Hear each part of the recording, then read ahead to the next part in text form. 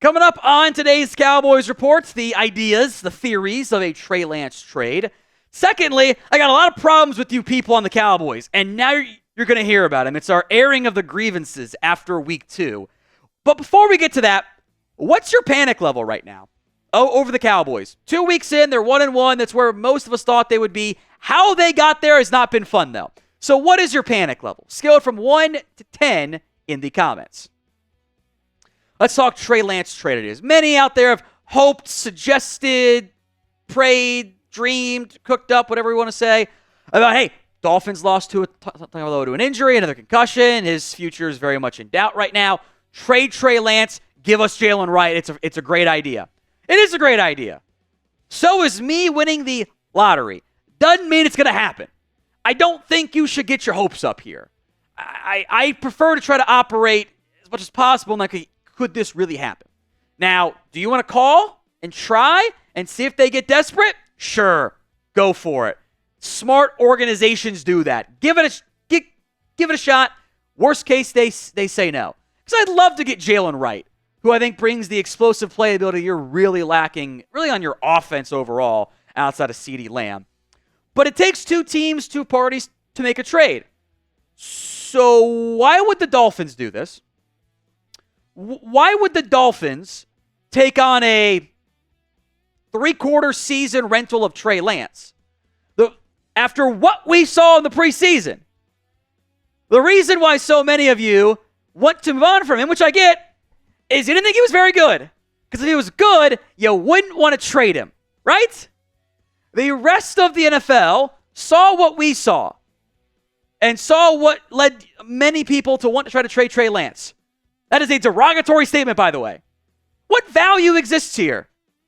You spent a 4th on Trey Lance. You won the bidding war for him. You outbid everybody else by at least a full round. Okay? His value has not gone up. There's less time on his contract.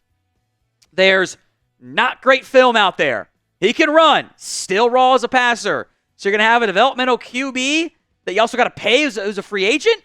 Like, if you're the Dolphins, wouldn't you rather call the Panthers about Bryce Young? Because he's younger and he's got more time on his contract. Like, I don't see where it makes much sense from the Miami Dolphins perspective. Because he's a developmental project still who needs time to grow and develop. And that doesn't really fit anybody's mold with you've got just the 1 year left on the contract. So will the Cowboys trade Trey Lance? Y for yes, N for no. Get your votes in for me at the pinned comment of today's show, especially if the ad comes here on YouTube. Let's get into some airing of the grievances from week 2. Your defensive tackles, I thought it was bad watching live. It was even worse afterward, were terrible. Mozzie Smith, I think by a pretty decent margin, was your best player against the run. And that's not a good thing because he wasn't good either. He at least didn't get blown off the ball the same way other players did. And in particular, the Linval-Joseph, and even more so the Jordan Phillips duo, were a disaster.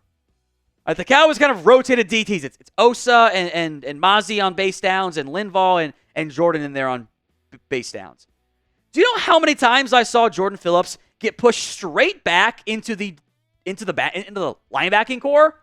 There's a first and goal from the 5, and Jordan Phillips is in the end zone. That can't happen. You're 310 pounds. The whole point of the Zimmer defensive scheme is you got fatties to anchor down. That can't have you getting pushed 5 yards back into the linebacking core. The run fits again or a cluster, you know what. Got the guys not keeping contained. The Saints are running the same goddamn play every time. Let's get to the outside. Outside. No answers whatsoever out of the Dallas Cowboys defense. And in previous years, we'd seen there go the Cowboys again. They're letting them get to the outside. You know what else happened today? It was only in frequent years past. Sometimes that was actually at Micah Parsons. Not so much against the Saints upon rewatch. It was kind of away from Micah a little bit more frequently. Because outside of Micah and Tank, you don't have defensive ends that set the edge still. Your linebackers weren't in the right spot. And if they did get to the right spot, the D-line was so bad, it canceled it out in the end. I've got more grievances to get to here on today's show. But what are you mad about after week 2? You can vent about whatever you need to. Safe space to do it. Whatever it is, sound off in the comments. We'll come back to the defense. I ain't done yet. The tackles. I do want to discuss them, though. Not great.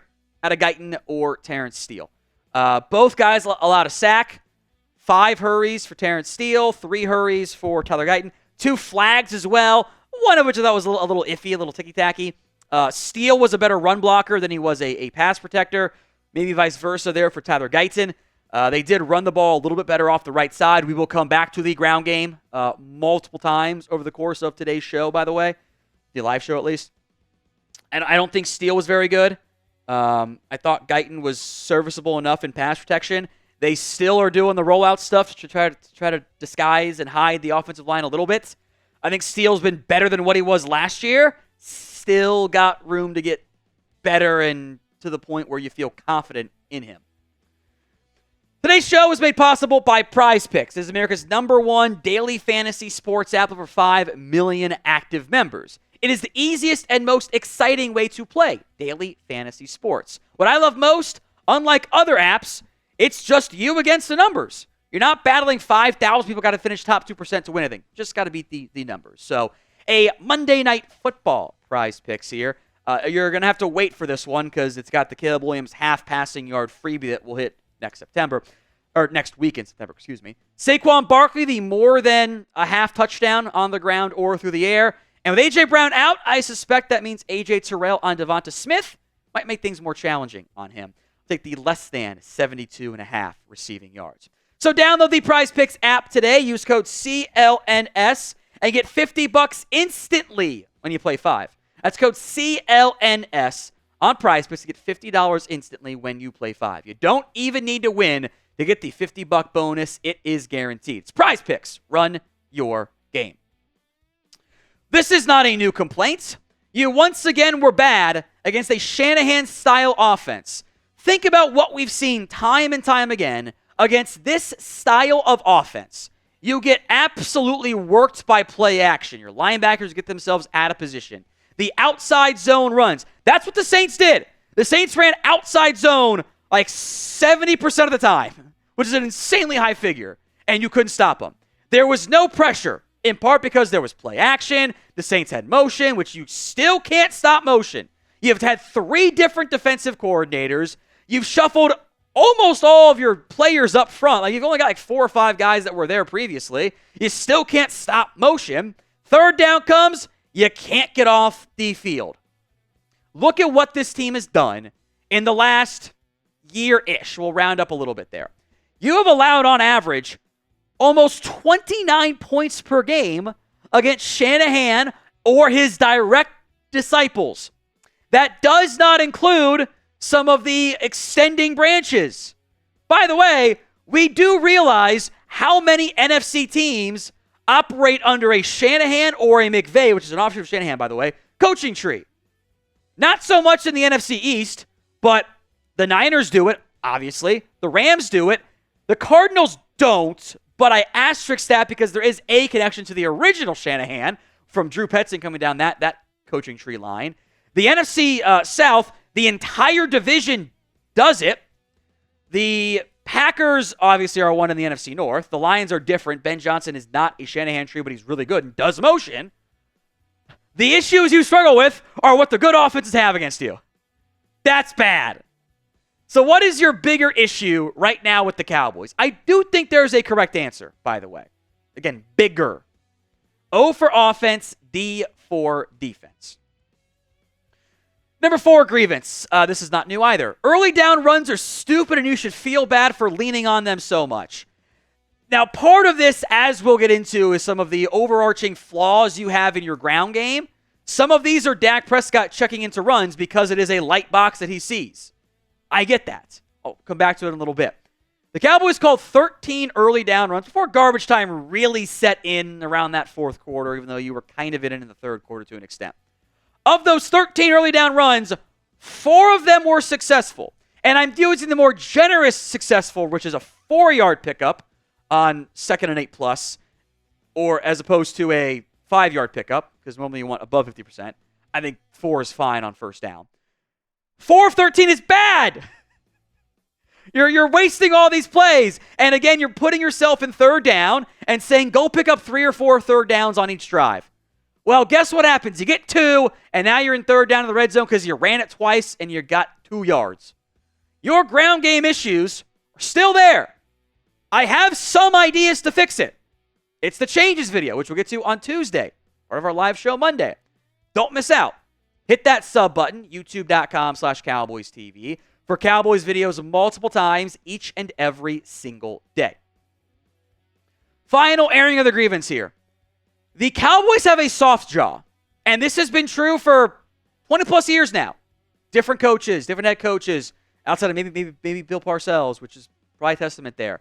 The Cowboys, especially on defense, do not respond well to getting punched in the mouth. They don't. They take a punch and they crumble. They don't steady themselves and throw a counter punch. How many times have we seen this story? Cowboys get off to a slow start. They never recover in time. On both sides of the ball. This Cowboys team is a front-running team. When Dak Prescott gets up there and says, maybe the media put too much hype on us. No! I hate that answer. I get what he's trying to do, be the good teammate, us against them. No! That better not be the message behind the scenes. This team is still soft. We've spent 3 different drafts now going, gotta get tougher. No, you haven't done it. You're still soft. You have a weak jaw. You take a punch, especially on defense, over the last 10 games, since that Seattle game, they can't recover. They don't. This team's a front runner. They can't handle unless they have a big lead on defense. That's a huge concern. I can win 9 games. I can win 10 games doing that. I can't do shit in January doing that. I can't have my offense starting slow every playoff game. Those things have to change. And that's probably a deeper root issue than just a couple things. Probably stems from your ownership. Because if the owner ain't tripping, who cares?